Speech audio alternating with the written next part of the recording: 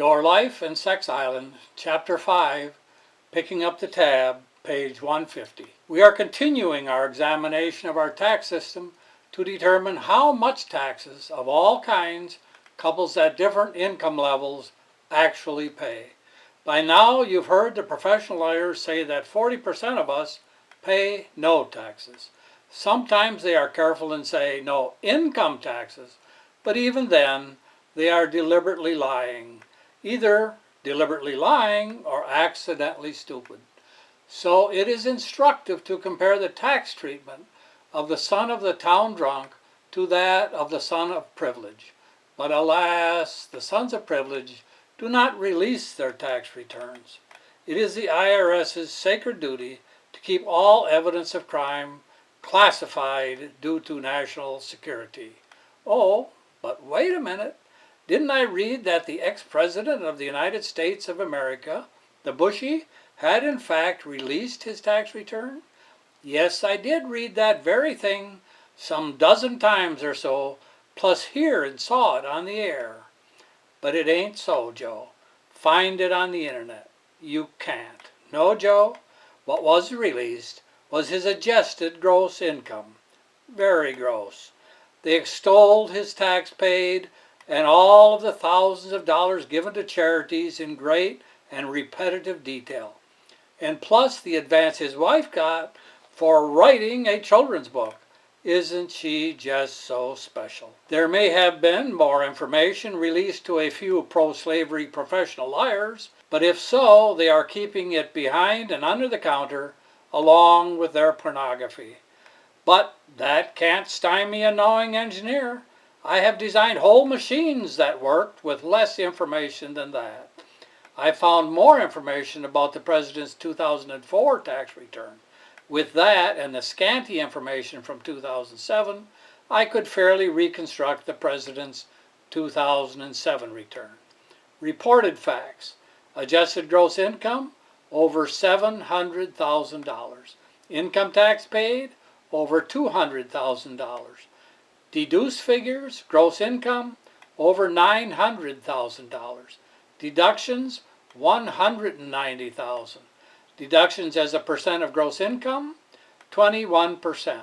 Effective tax rate, 24%. But to be fair to the president, he actually earned much more than that. I mean, if he were the son of the town drunk and had a meal job, that is, if part of his pay was given to him in the form of meals, he would have had to pay taxes on them. That we know with absolute certainty because it happened to me. Also, if the son of the town drunk were allowed to drive the company delivery truck home some nights, that too must be counted as income and would be taxed as ordinary income. And in fact, anything that the son of the town drunk received from his employer, such as free rent, free use of an apartment or beach house, or any other housing, food, transportation, clothing, utilities, furniture, health care, or any other benefit, would be counted as taxable income. That we know for sure. So to be fair to the president, all of the room and board and transportation, health care, utilities, furniture, etc. that I gave him this past year, I needn't remind you that I am one of his employers, should be counted as ordinary income, unless you believe that some people should shirk their fair share of taxes because of a privileged position.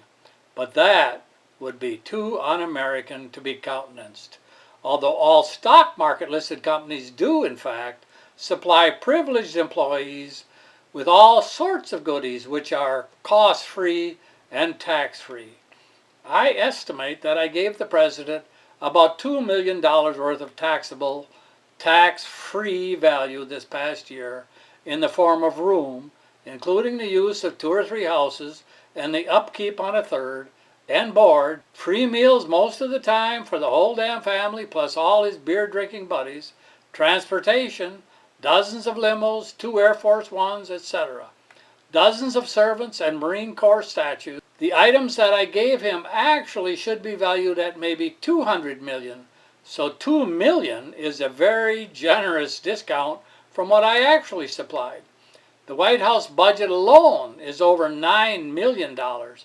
What if I made him pay taxes on that? So the president's actual taxable income was over $1 million. His actual effective tax rate was more like 7 or 8%, somewhat less than Al and Annie, who made $10,000 and paid about 22% actual tax. And that is what is wonderful about our tax system. It has been an instrument of social engineering. I hate it when writers use the word engineer or engineering where it clearly is not, so I chastise myself for falling in line here. The tax system has been an instrument of economic reorganization for hundreds of years. The tax system, has been well oiled to punish the poor and middle class. It has been a marvelously constructed, quote, moat with alligators, unquote, as I think Warren Buffett expressed it in another connotation, to prevent the riffraff from presuming any of the privileges of the far-fair born. It is absolutely breathtaking how the system has been engineered. Oh, there I go again. Maybe I should switch to orchestrated or doctored. I can't use lawyered, bankered, or accounted because they can't create anything.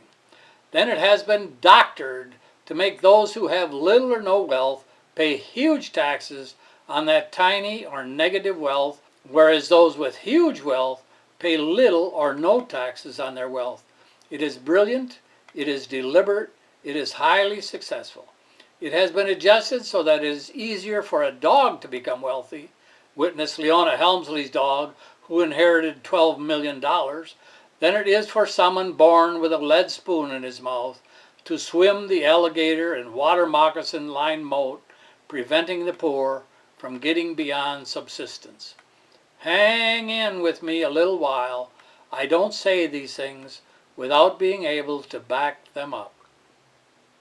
Purchase the book now by clicking on the link in the description below.